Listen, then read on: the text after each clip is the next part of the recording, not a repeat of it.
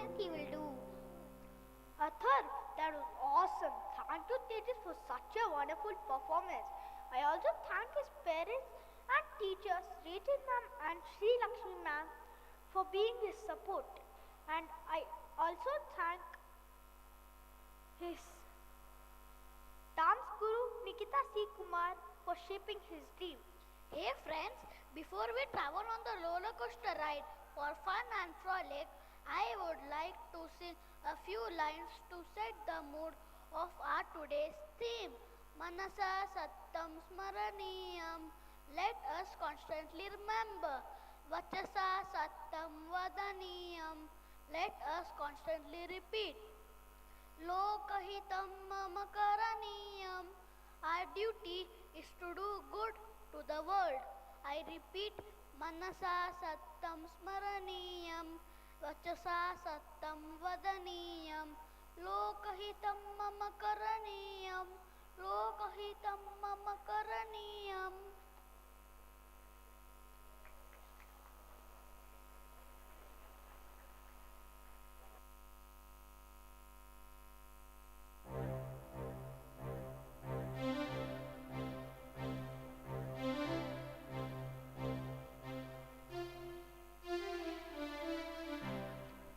To accomplish great things, we must not only act but also dream, not only plan but also believe.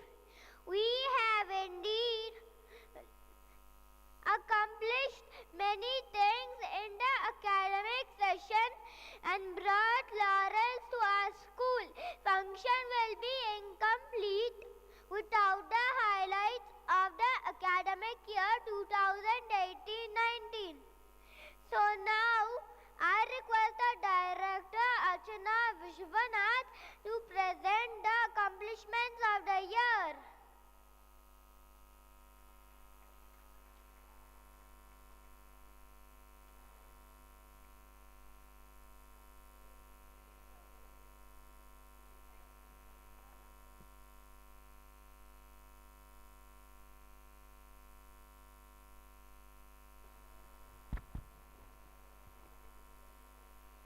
Dear parents, grandparents, I see them in large numbers. Blessed to have you all with us. Elders from the family, other family members, and my dearest colleagues. It is indeed a proud moment today for all of us, parents and teachers, who have all played a vital part to be a part of the annual day celebrations at Jain Heritage School. Today, we are all gathered here to witness the performances of the students of grade 1. This year, we decided to have a class-wise annual day performance spread over 3 days with 7 sessions, mapping 1,950 students. I must be honest with you, it was a Herculean task, but we didn't want to let go of the children. And the rehearsal spread over 1 month. As you are all aware, this is the first year that the annual day program was postponed twice. The reason being, the Central Board of Secondary Education allotted Jain Heritage School as the center for the eligibility test for teachers across India. So we had more than 800 teachers participating in the eligibility test, which was conducted in the last week of December. So after that, we had the Bharat Bandh, and I'm sure with little children, they tend to forget. So we had to give them that time gap. So there were rehearsals with teachers putting in their best efforts, lot of efforts put in by everybody in the school, and at this juncture, I would like to thank all the parents for supporting us in this annual day celebrations at JHS. And when we both work together and work for a common goal, it is definitely reflected on our children. When we give our best, whether it is the plan, the conceptualization, the purpose of why we do and how we do, our children absorb it and present it back to us as a gift. When we truly believe that every child is capable of and is good at something, the child lives up to our expectation. When we search for something to appreciate in anybody, be it an adult or a child, I'm sure we will find that spark. And that's something that we all need to look for. Good things in each person. And that's what we have truly believed as a school. You've all just witnessed the awards ceremony. It's a 5-hour program. Yes, we call you once in a year. But we feel appreciating the children in front of their parents is extremely important. The feel-good factor, the motivation, the confidence level that the child comes up with, it's truly magical, believe me. All of us love appreciation, isn't it? In school again, all the teachers have done their utmost by encouraging and motivating the children to perform. As parents again, it's a continuous sacrifice in the last many years and many more years of sacrifice, providing the children with an enabling environment at home, financial, moral, emotional support to help them through each phase in life. I'm sure all of you would, when you go back down memory lane, remember the little children who started off in pre-fundamentals. And today at this juncture, they're all again in a transition phase. In a couple of years again, they're all going to be tweens and again teens. So how are we all going to deal with these challenges? I think it's extremely important that when they face challenges, some of it is within their control and some challenges are really not within their control. And as parents and as school, it's extremely important that we need to communicate with our children. We need to realize that we need to change our parenting styles. We need to change the way we teach, we manage our children. And we also need to avoid what is a very stressful life that they lead at this stage. In some cases, when we make huge sacrifices in life, when we put in a lot of efforts, we expect that the children have to perform. I think that's something that we really have to stop expecting and just allow them to perform and enjoy every phase in their lives.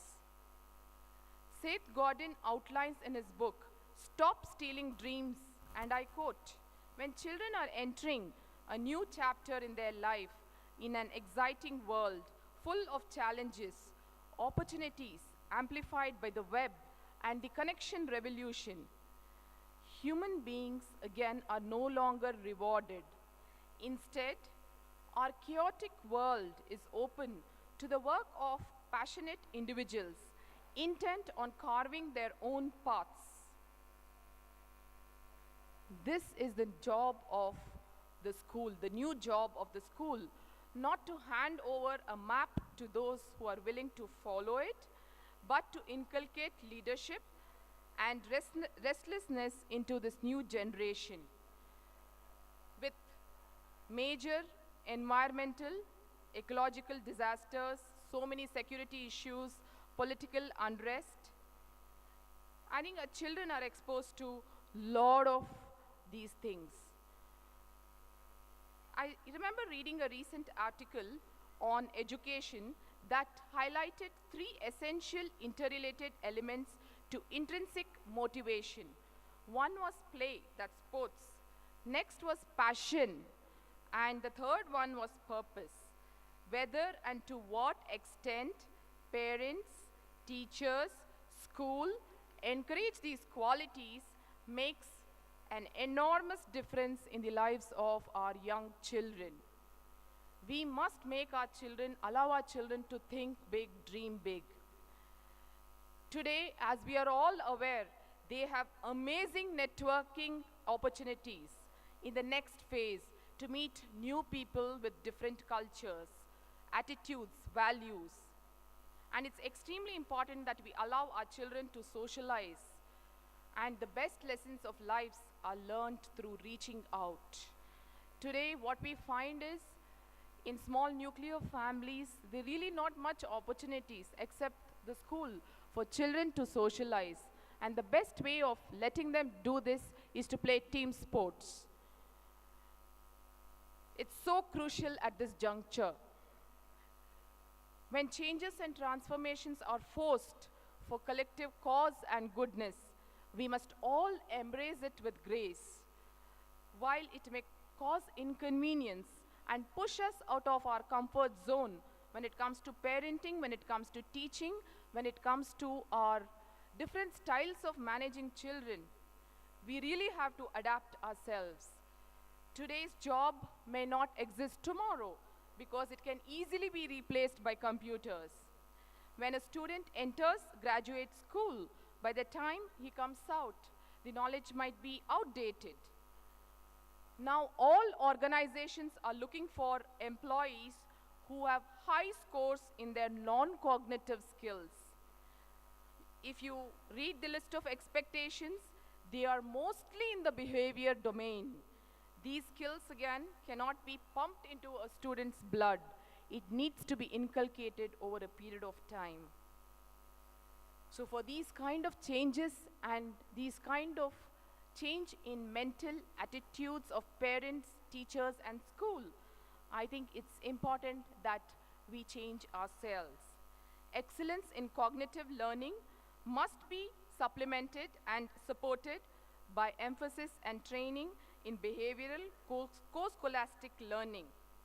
Our children must know that it is equally important to score well in having the right kind of positive attitude, respect values, ethical practices. And these are crucial life skills which we are all aware of. Our children having experienced a life absorbed in digital revolution, our children possess a unique understanding of the world that they live in. We have tried our best to keep the children away from mobiles, constantly checking their classes, grade 11, 12. They hide it in all possible places. Outside the building, classrooms. But then we realized over a period of time, it is best that we allow them to take accountability of this. So the children of grade 11 and 12 are again sensitized to deposit their mobiles in the reception area. And believe me, this worked out very well. Can we stop them from not using the social media? No, we cannot do that. Can we stop ourselves from limiting the time that we use social media? Yes, we can do that. And that onus is on ourselves because we role model for our children. And the moment we limit our use of social media, our children learn from us. How many of us actually take accountability of this? I think this is something that I would leave you to ponder, because currently the social media or the usage of mobiles is something that is becoming really dangerous. It's worse than drug addiction, as I was telling the parents yesterday. And this accountability is on us, all of us, at home, wherever you go. We are all with mobiles all the time, and our children learn from us. And we just give them the mobiles, and we are okay because they are silent. Are we aware that they are all into online games like PUBG and lot of Fortnite. I think that's a new game that's come in, Fortnite, and that's something that can lead to lot of aggression amongst children. Why do children get angry? I'm sure all of you realize when you start, talking to your children, they get angry really fast. They just don't allow you to even, mentor them. They start getting angry. How did this aggression come from?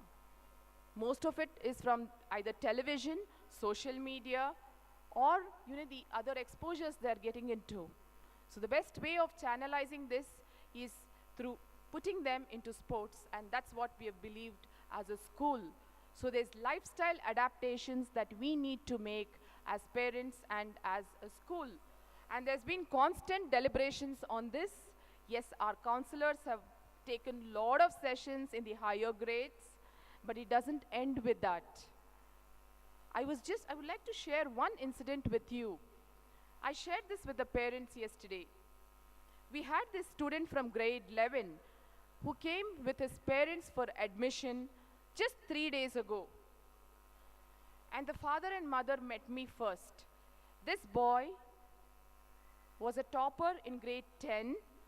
He had scored above 95 in all the subjects, but there was a break of 1 year. After a lot of prodding, the parents refused to even tell me why there was a break of 1 year. So this boy apparently was addicted to online games, hooked to online games. And he used to, again, play these games 8 to 10 hours in a day, with both parents working. Is it practically possible to monitor your children? Yes, now in grade 1 it is possible. What after 4 years? What after 5 years, 6 years? How long are you going to monitor them? What after they move out of 10th grade, when they are in college? Can you practically monitor them all the time? No, it can never happen. It's only when we sensitize them, keep talking to them. I mean, it's again an effort. So this boy was hooked on. I mean, it was such an abnormal behavior. And they had taken him to all the doctors across Bangalore. He was in a rehabilitation center for more than 8 months. And even today, he's not a normal boy. He cannot look through your eyes and speak straight, leave alone doing other normal things. So many of his nerves were damaged, and he couldn't think. Even today, he is in this position, and I mean, it was such a sad plight for me to even see that situation, because I could place myself in the role of the mother. And this is the harmful effects of social media. So I think this is something that we all need to ponder about and try to bring about lifestyle changes within us. It's not about giving sermons to children, nor having counseling sessions. Yes, it helps to a certain extent, but there is a need for each one of us to bring about lifestyle changes in the way we manage children. Only then, I think, our children will be out of this, web, and we really can bring them to do other things. So dear parents, this is again a reality, and this was something that was very, very close to my heart, because we have seen children, hooked on to these online games, and their children in our school discussing about how many people they killed. Just 2 days back, when I was on rounds, I overheard a conversation between 2 kids, and they were discussing the number of people that each one killed. And this was around 11:30, 12 o'clock in the night. So the parents are not even aware that the children are awake till 12 p.m. And this is the